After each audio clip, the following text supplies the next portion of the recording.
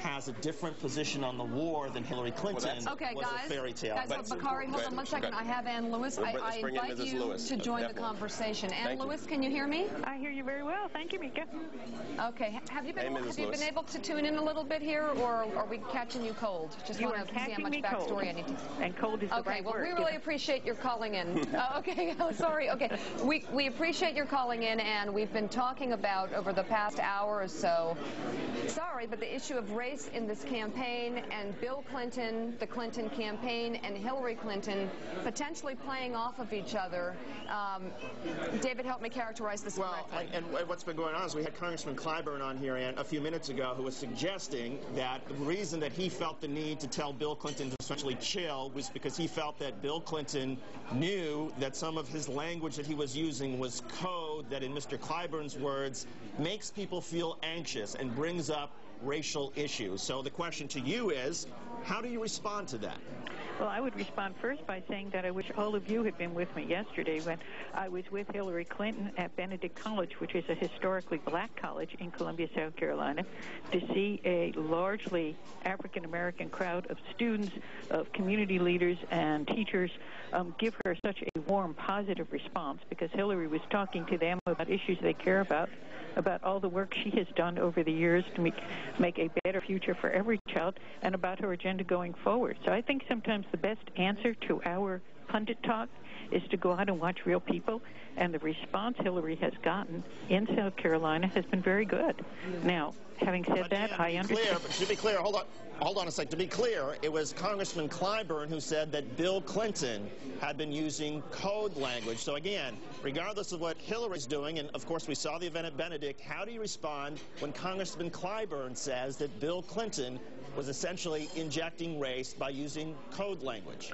I would say that I know President Clinton well, and I know he would speak for himself and say the last thing he would ever want to do is use language that makes people feel anxious, that he feels strongly as someone who grew up in Arkansas, who campaigned in Arkansas, was to help bring people together. So if there is any question about that language, then he's going to take a good look at it, because that is definitely not his intent.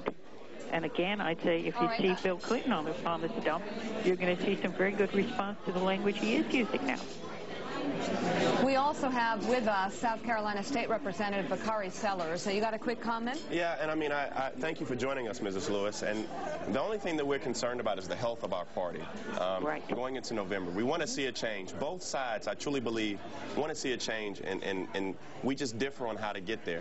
I do kind of agree, and I do really agree with Representative Clyburn and Congressman Clyburn in saying that a lot of the messages that have been coming out have the possibility of fracturing a party again.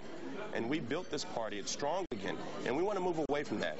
And I appreciate Ms. Lewis for talking about the issues and talking about Senator Clinton on the campaign trail. But what we have to refrain from is going back to these divisive type of political gimmicks that have been coming out. So let me make a question out of that. I appreciate that comment. Ann Lewis, is that what's happening on the Clinton side here? The representative and I agree. What's going to be most important is that we get a change and that we get a new president, and that Democrats continue to work together. So I like it when you say we may differ on how to get there sometimes. We may have a little different strategy, but our goals are the same. And I guess I would agree with him. We got to keep our focus on what is it we have in common, and then let's talk. We know we need a new economic policy. Let's talk about the kinds of policy we would have. We know we got to end the war in Iraq and start getting our troops home. Let's talk about how we would do it. I think we are a big enough and strong enough party to do that. I know that's what Hillary Clinton is talking about. I know that's what Bill Clinton has been talking about. If you heard him in the last couple of days, he has been talking about how we go forward and what we need to do as a country.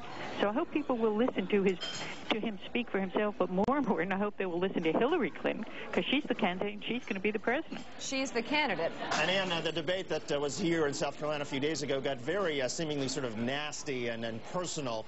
Do you regret how that debate went for both Hillary Clinton and for Barack Obama?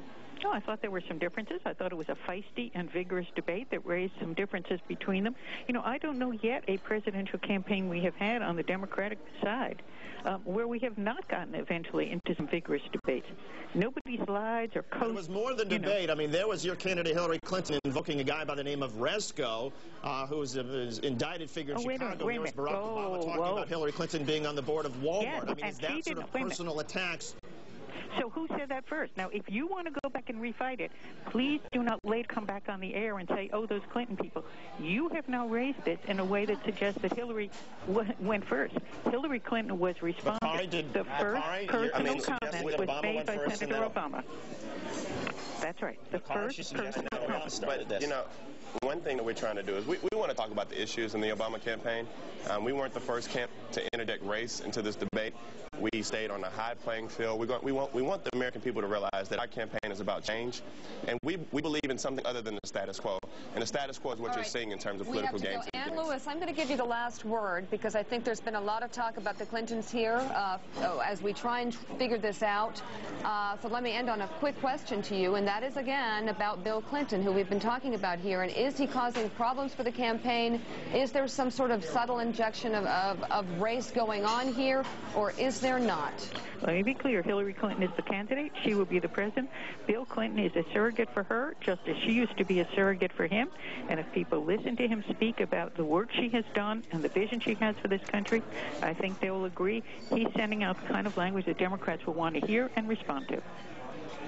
Okay, Ann Lewis, Senior Clinton Advisor, I want to thank you so much for calling in. We've been having a little bit of a debate here, and I felt like the conversation was so much about Clinton, and yet we needed someone from the campaign to jump in, and you did it at the drop of a hat. I really appreciate it. We should talk about this more and also talk about other issues surrounding the campaign. So will you come back? I'll be happy to come back. Ask me again. Great, Ann. All right, get in out of the cold. Thank you so much. I'd like to point out that she's, of course, not here in South Carolina. The Kari Sellers is. You're on the ground, and we appreciate. And I was talking about Senator Clinton is not even here, and we're talking about what candidate we're running against, and we know who's here, and we know who's not here. Talk about the issues that affect true South Carolina. The Obama campaign.